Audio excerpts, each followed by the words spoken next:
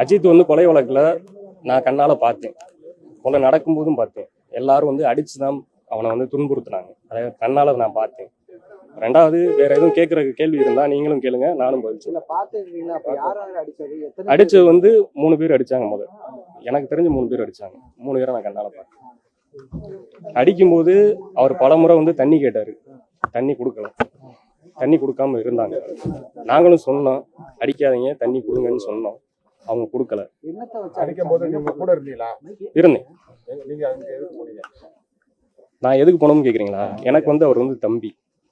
ஆமா, அனுமதிக்கலைன்னா நான் வந்து ஒரு ஸ்தலத்துல வேலை பாக்குறேன்.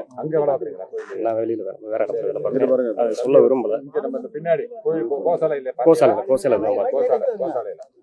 பார்த்தேன். அவர் அருகில தான் நான் போய் அமர்ந்தேன்.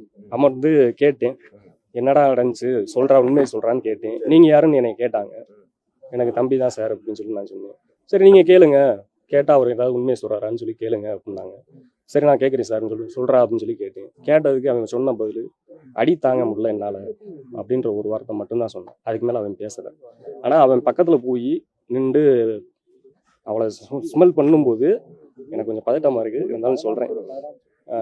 அவரை ஸ்மெல் பண்ணும்போது அவர் மேல வந்து கஞ்சா வந்துச்சு. கஞ்சா குடிக்க வச்சுதான் அவரை வந்து அடிச்சிருக்காங்க, துன்புறுத்திட்டு இருக்காங்க. இதுக்கான போலீஸே வந்து கொடுத்துருக்காங்க, அவரை வந்து குடிக்க வச்சிருக்காங்க. குடிக்க வச்சுதான் அவனை வந்து டார்ச்சர் பண்ணியிருக்காங்க. இது வழி தெரியாம இருக்கிறதுக்காக இதை கொடுத்தாங்களா என்னன்னு தெரியல. இது போக ஒரு போலீஸாரே வந்து என்னோட ட்ரீட்மெண்ட்டே வந்து தனியா இருக்கும், இதுக்கு வந்து கஞ்சா எடுத்துருவாங்கன்னு ஒரு போலீஸாரே சொல்றாரு.